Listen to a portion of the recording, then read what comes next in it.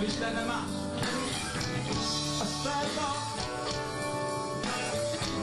semmire való, a csütörtök meg undorító. A péntek, hát a péntek az egészen más. A lelkem sas, és szabadon készül. Pénteken minden nap.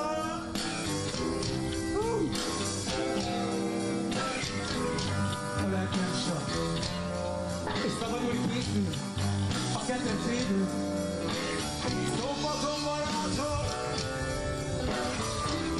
Végre a kezembe veszem, végre a kezembe veszem a gitáron, és játszol.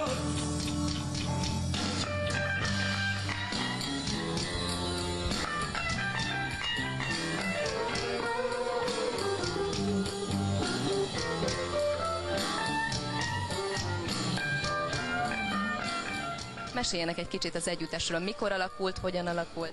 Hol volt, hol nem volt. 1972-ben összetalálkoztam azzal a szimpatikus emberrel, egy kollégium szobájában, azonnal gitárt ragadtunk, de sajnos csak egy évig tartott ez a dolog. 35 év után újra elhatároztuk, és ezek a szimpatikus emberek pedig csatlakoztak hozzánk. 2000, mikor is? 5 évvel ezelőtt, 2004-ben. Akkor ezek szerint gimis bandából indult? Főiskolás, de az már ugyanaz, majdnem ugyanez. És milyen számokat játszanak? Van feldolgozás is a repertoárban, vagy főleg saját számokkal dolgoznak? Most kérdezem ön. Is. Egyébként azt tudom válaszolni. Sok feldolgozások, de az utóbbi időben inkább a saját zenei számok iránt érzünk jobb affinitást. A Blues Feathers névben benne van az, hogy Feathers, ugye? Mindannyian apukák? Igen, ez kitétel, tehát szükséges és elégséges feltétel. Van egy nagyon fiatal ember köztünk. Aki... Szeressék a blues-t, azt nem? Hát persze, szeresse a blues és apa legyen. Értem. Nem tudom, itt mindannyian lehetünk-e Blues Feathers tagok, de a hölgyeknek mindig van engedmény. És hogyha nem szeretném a blues-t, akkor mi lenne? El tudnak nekem mesélni, hogy szeressem meg egyrészt, és hogy egyáltalán milyen a blues, mint műfaj? Meg kell hallgatni egyszer. A befogadás a lényeg, mint mindenben.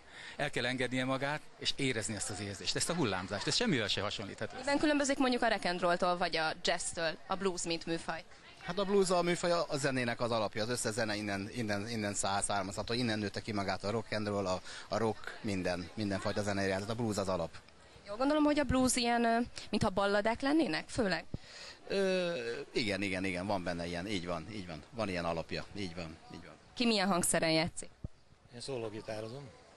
Én basszusgitár. Dob. Az énekhangomon, valamint az egyik gitáron. Egyszer azt hallottam, hogy a dobos igazából nem is zenész, csak a zenész barátja, ez igaz?